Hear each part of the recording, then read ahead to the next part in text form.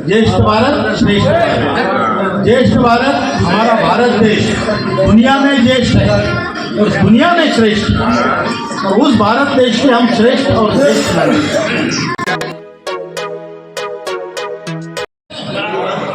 जिसको 1000 रुपया minimum pension है उसको 7500 महंगाई भत्ता मिलनी चाहिए। ये हमारी पहली मांग। दूसरी मांग, पति पत्नी के लिए अच्छी स्वास्थ्य सुविधाएं फ्री ऑफ कॉस्ट मुहैया की जाए। तीसरी मांग, जो हायर पेंशन का निर्णय सुप्रीम कोर्ट का है उसको बिना भेदभाव के लागू किया जाए जिनको भी वो चाहिए। और चौथी मांग है, जो लोगों को इसमें शामिल नहीं किया गया है, जिनसे पैसे लिए नहीं गए और उसमें मेंबर नहीं बनाया गया, उनको मेंबर बनाइए और उसको भी पेंशन दीजिए, नहीं तो कम से कम उनको 5000 रुपये महीना देना चाहिए। ये सारी 4 मांगे लेके हम लड़ रहे हैं। अभी 9 तारीख को श्रम मंत्री जी से हमारे महासचिव वीरेंद्र सिंह जी मिले। श्रम मंत्री ने कहा मैं वार फुटिंग पे आप ही का काम कर रहा हूँ, लेकिन हमने देखा जब भी इलेक्शन आते हैं वैसे ही गारंटी देते हैं। तो हमने अभी बिल्डिंग लगा के आए हैं। हमें अभी ये वारंटी गारंटी नहीं चाहिए, हमको सीधा काम चाहिए। बराबर है? और इसी विशेष दिशा में हम आगे बढ़ रहे हैं। यही कहना चाहता हूँ, आपका फंड कंट्रोल करती है, उसमें मालिकों के रिप्रेजेंटेटिव होते हैं, कामगारों के होते हैं, सरकारी होते हैं।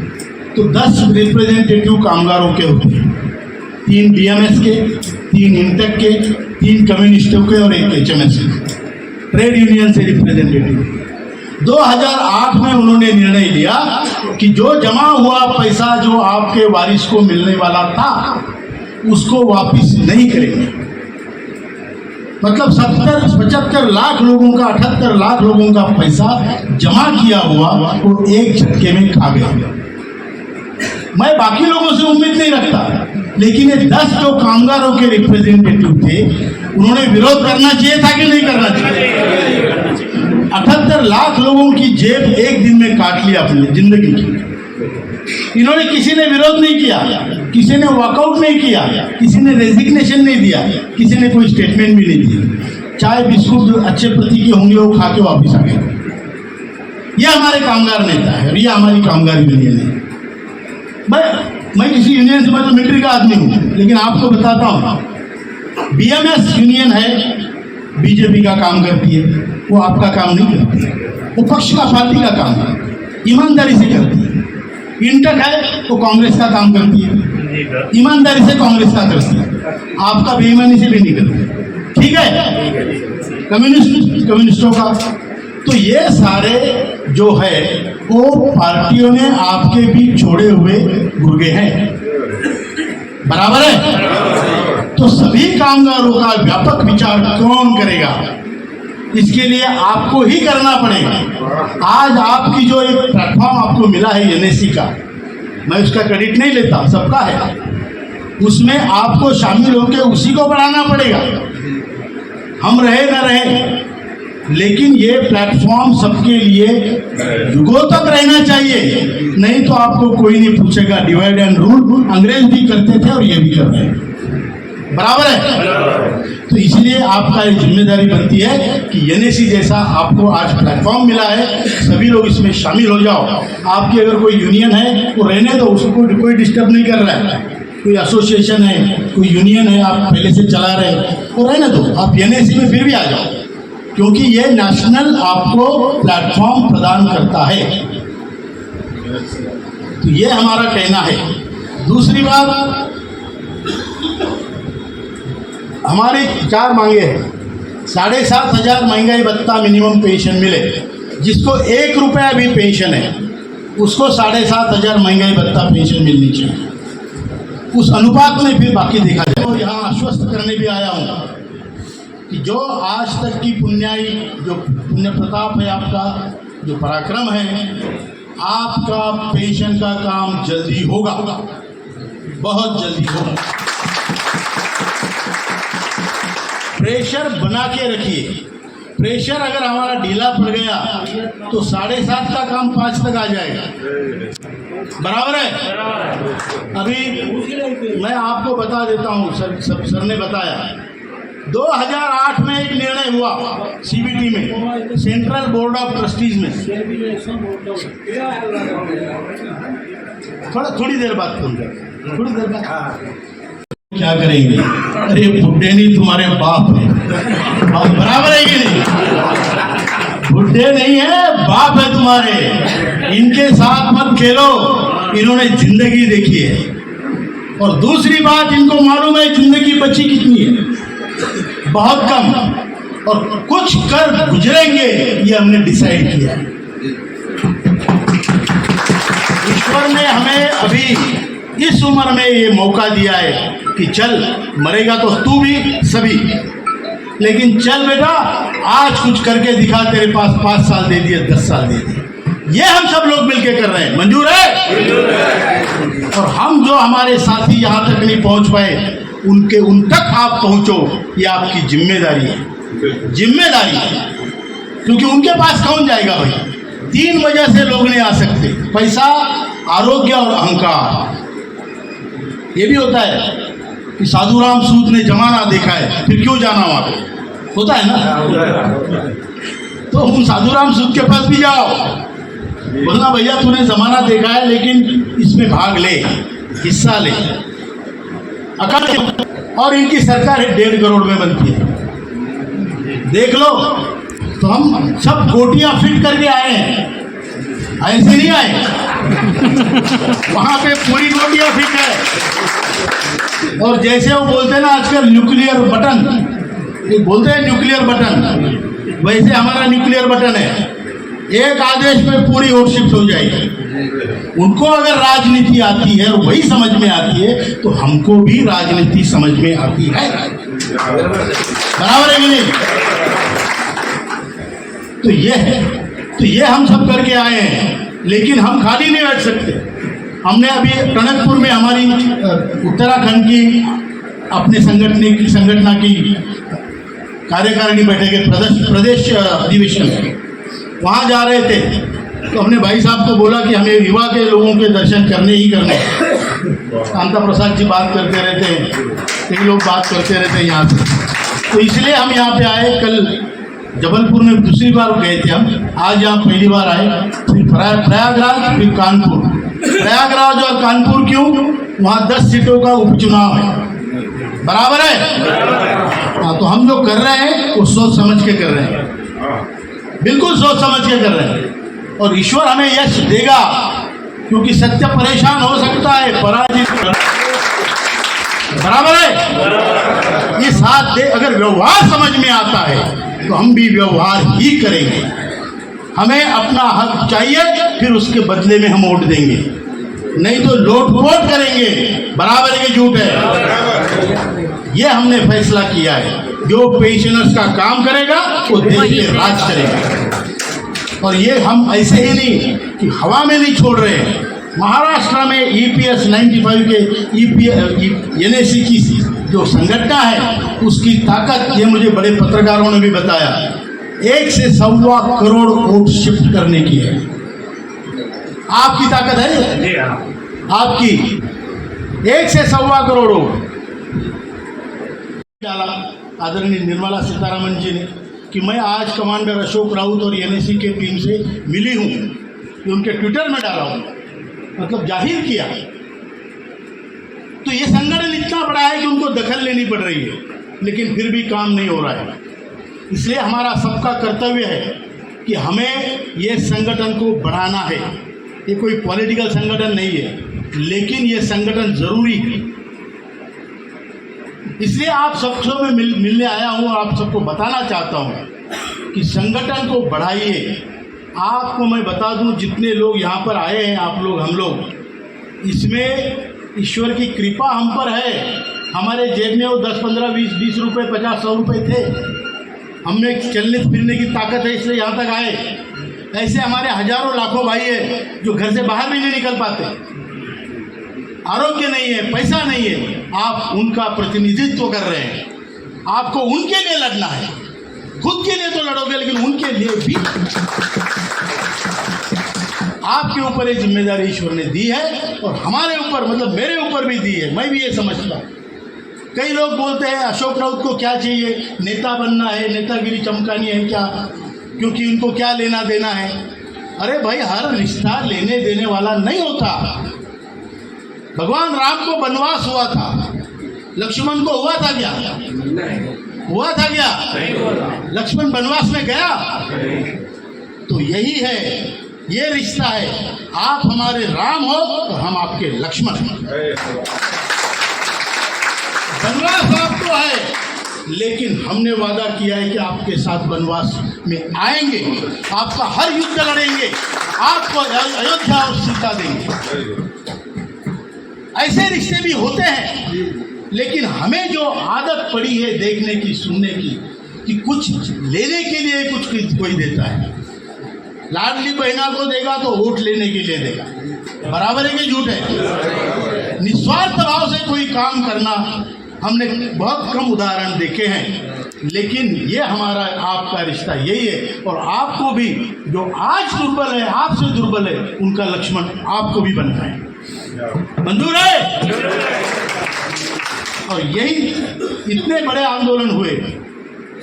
भाई साहब ने बताया, रामलीला ग्राउंड, जंतर मंतर, गली मोहल्ला, हर जगह आंदोलन हुए। तमिलनाडु में आंदोलन, श्रीनगर में आंदोलन, उत्तराखंड में आंदोलन, अंडमान में आंदोलन, एनएससी का बोर्ड ले, सब तरफ हो रहा है, सरकार देख रही है। और कल हमारे गुर्जर साहब बोल रहे थे आप आज महाराष्ट्र में होने चाहिए, लेकिन महाराष्ट्र का इलेक्शन है। महाराष्ट्र का दौरा हमने 1 महीने पहले किया। बहुत सारे जगह बड़े बड़े सभाएं हुई, बड़ी बड़ी हजारों लोगों की सभाएं हुई।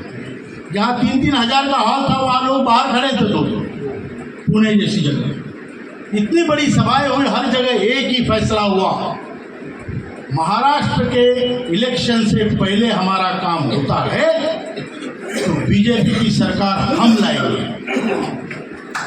और अगर हमारा काम नहीं होता है तो बीजेपी को पैदल चलाने में मजबूर हम। लोगों का व्यवहार अच्छा नहीं लगता तो मैं 2000 रुपये का, 3000 रुपये का भाड़े का टी शर्ट ले लूँगा, उसमें 4000 का टिफिन लगाऊंगा, लेकिन अपनी जिंदगी अपने शर्तों पे जीऊंगा।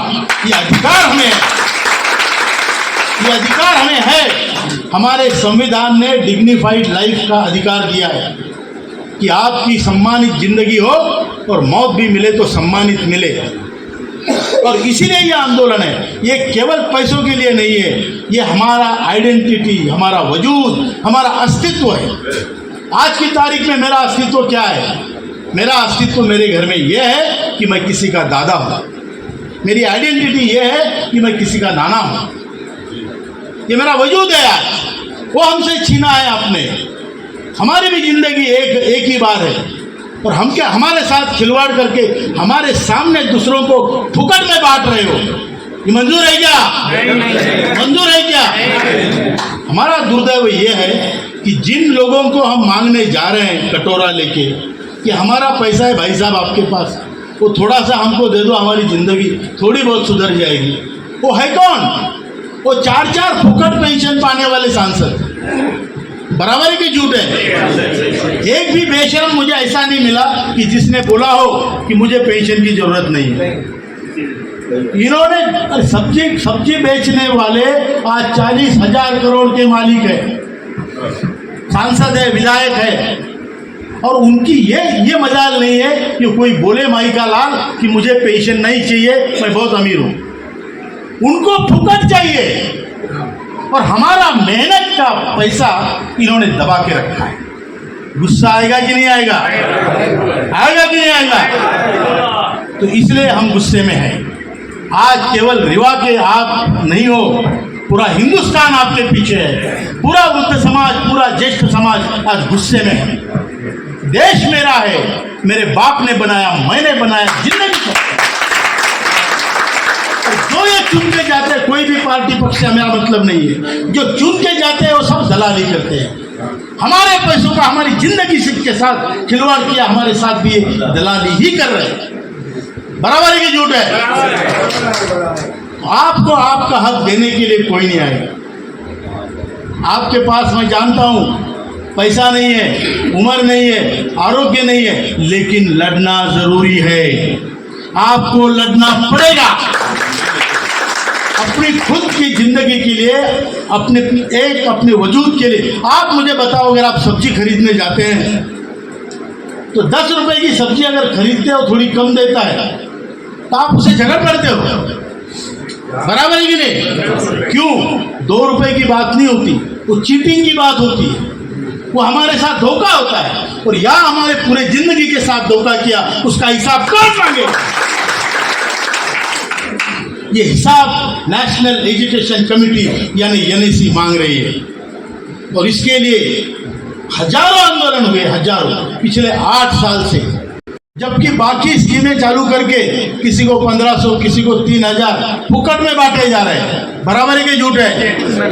बराबर है ना? ये लाडली बहना, लाड़की बहना, मतलब आपको खुलेआम ब्राइब देके वोट लेनी है। और जिन लोगों के पैसे आपके पास है, उसको आपने दबा के रखा है, उनको बुढ़ापे की हालत में दर दर भटकने के लिए छोड़ा है।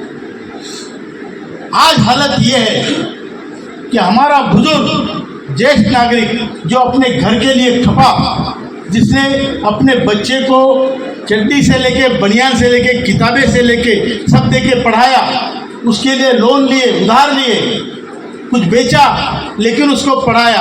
आज उसके सामने हम हाथ फैलाने लगे हैं, फैलाने पड़ रहे हैं। और जब हाथ फैलाते हो, पहली बार 500 देगा, दूसरी बार 500 देगा, तीसरी बार उसकी बीवी उसको पूछेगी कहीं बुढ़ा जुआ तो नहीं खेल रहा है? हर बार 500 मांगता है, मीटिंग है बोलता है। बराबर है कि झूठ है? हम जो जिंदगी चाहे हमारे घर में भी जी रहे हो, लेकिन वो जिल्लत भरी है, वो स्वाभिमान की जिंदगी नहीं है। जिस घर में मेरे पास आज तक दातृत्व था, पितृत्व था, उस घर में मैं लाचार हूं, मांगने के लिए लाचार हूं। अगर मेरी बहू मेरे सामने थाली पटकती है और कहती है कि खा लो, तो मेरी ये कहने की हिम्मत नहीं कि बहू ये संस्कृति नहीं है, नहीं कह सकता मैं। इसलिए मुझे इन्होंने मेरा सब कुछ मेरे पास होते हुए इनके पास दिया होने के कारण इन्होंने आज मुझे अपाहिज बना दिया, अपने ही घर में मुझे बेगाना बना दिया। क्योंकि मेरे पास इतनी शक्ति इन्होंने नहीं रखी, ये सिस्टम ने, इस व्यवस्था ने इतनी भी शक्ति नहीं रखी कि अगर मेरी नाती, मेरी पोती मेरे पास दौड़ते आए तो मैं 400-500 रुपए का फ्रॉक खरीदूं। ये शक्ति मेरे पास नहीं रखी। आज की तारीख में अगर पहली पीढ़ी तीसरी पीढ़ी से संपर्क नहीं बनाएगी तो हमारी संस्कृति का पतन निश्चित है। बराबर है कि झूठ है? संस्कृति बढ़ती है पहले पीढ़ी से तीसरे पीढ़ी को मिलने के बाद। और वही हमारा, मैं तो सोचता हूँ, जिस देश में मातृ पितृ देवो भव, मातृदेवो भव, पितृदेवो भव, गुरुदेवो भव की हमारी संस्कृति है, वहाँ तो उन्होंने मातृ पितृ को ऐसा पीटा है और फिर बोलते हैं वृद्धाश्रम खोलेंगे। अरे मेरे पैसे तुम्हारे पास है, वो मेरे को दे दो, मेरे घर में मेरा मान सम्मान इज्जत बढ़ाओ। मेरे पास अगर 7,500 महंगाई भत्ता मिनिमम पेंशन जो हमारी मांग है, अगर 10,000 रुपये मेरे पास आते हैं तो मेरे घर में कम से कम 10,000 रुपये के लिए मेरी इज्जत बढ़ेगी कि नहीं बढ़ेगी? मेरे गली में 4 लोग मुझे राम राम सलाम करेंगे कि नहीं? तो ये मुझे चाहिए कि मेरा पैसा है वो मुझे दे। मेरे लिए कोई वृद्धाश्रम खोलने की ज़रूरत नहीं है, मैं खुद अपना खोल लूँगा। अगर मुझे मेरे आज हर महीने 1250 लोग भर रहे हैं और 95 से भर रहे हैं। वैसे तो 71 से पैसा भरा जा रहा है फैमिली पेंशन स्कीम के नाम पर। तो 71 का जमा हुआ पैसा 95 में जो कि 8 से 10 हजार करोड़ था, उसको इस स्कीम में डाला गया। मतलब आपका जो योगदान स्कीम में है वो 1971 से है। और इतना पैसा भरने के बावजूद अगर आप देखें इसका वैल्यूएशन क्या है आज की तारीख में, तो आपका हर एक का जमा किया हुआ पैसा सरकार के पास तकरीबन 20 लाख रुपया। 20 लाख रुपए अगर बैंक में होते तो आपको 15-16 हजार रुपये ब्याज मिलता और 20 लाख रुपए आपका कायम रहता, जो आपको कभी भी आप ले सकते थे या आपके बेटे बेटियां आपके बाद उसको उपयोग में ला सकते थे। लेकिन इन्होंने जो पैसे भरवाए, जब पैसे काटने थे, स्कीम बनानी थी, तब तो बड़े बड़े वादे थे। एक तो वादा एक यह था